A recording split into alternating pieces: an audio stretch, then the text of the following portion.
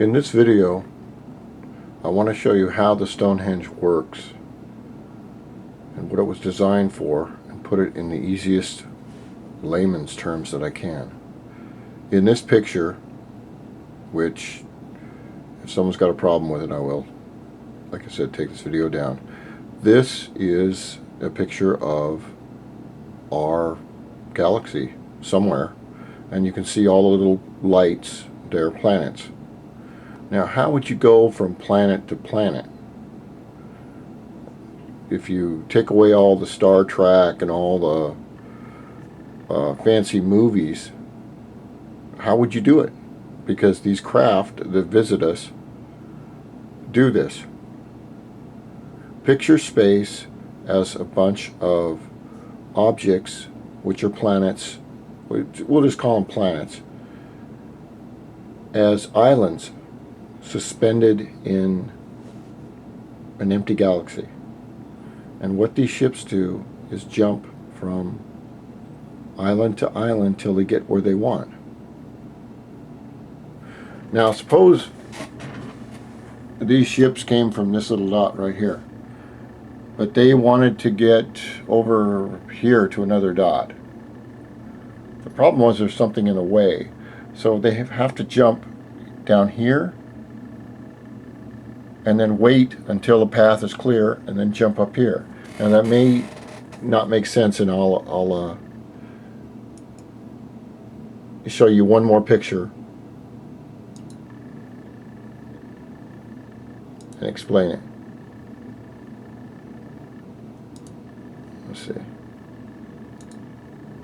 Alright, this is from NASA, and this is it's 5 o'clock in the morning, so I'm trying to figure out how to do this. This is from NASA, and this is our solar system. Our sun is in the middle. We inhabit the third planet, which is right here. Now remember that our planet is constantly spinning on its axis, round and round, and then it's also constantly spinning around the sun. Every day it's in a different place. Every minute it may be in a different place in its trip around the sun.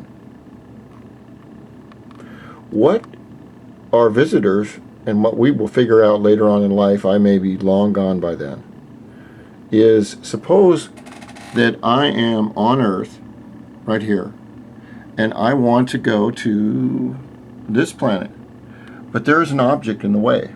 The sun is in the way.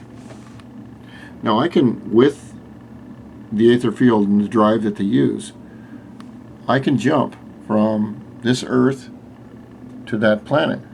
But if there's something in between, well, you're going to end up with a bad case of sun poisoning, if you know what I mean. That's the problem. Remember that the aether field is like a big electrical wire, and you travel from one place to the next. What the StoneHenge does is, the StoneHenge is on a fixed spot on Earth. Is that true or not? Yes, it is. Okay? The StoneHenge, when looked at from looking down on it from 2,000 feet up or whatever, is basically a bunch of upright stones that do what? They give off shadows. Shadows of what? They give off shadows from the sun. Now, the shadows are constant. StoneHenge is constant. What the StoneHenge does is shows who's ever above the henge looking down where the Earth is in conjunction to the sun at all times of the year, all the way around. How do we know this? Well, because the StoneHenge has an outer ring around it. Let's just say this is StoneHenge. It has an outer ring around it. If you look at a lot of the pictures of StoneHenge, which are all basically taken from above. They're not taken at ground level. You will notice that the henge with its upright lintels gives off shadows that reach the outer ring. That's part of the whole edifice. Now, if we look at the visitors, which they have large dark eyes. Remember, space is very dark. Only our Earth has an atmosphere and has, that we know of, and has light, and we see light, but they don't see through light.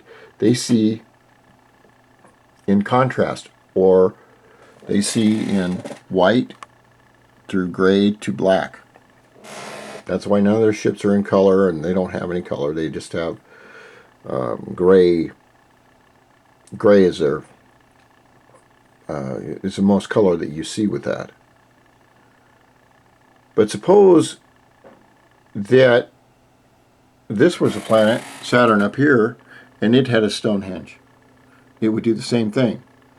The StoneHenge would show its relationship to the Sun, and by timing their jump, and they can see where the shadows are on the StoneHenge, they can see when there's a clear path between this planet, the Sun, and say they wanted to go to Earth. What the StoneHenge would show is when this clears, there's a clear path between one place to the next. Now, if you think about that in millions and billions of miles, let me rephrase about the field. In the field, there is no time.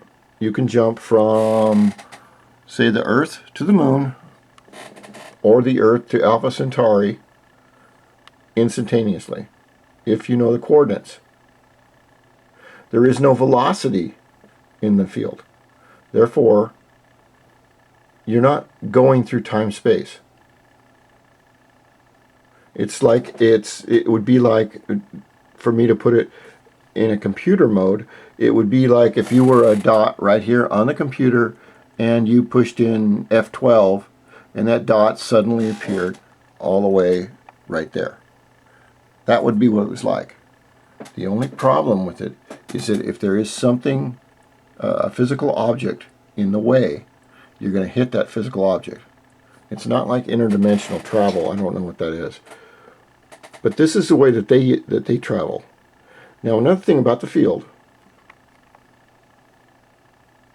Next video.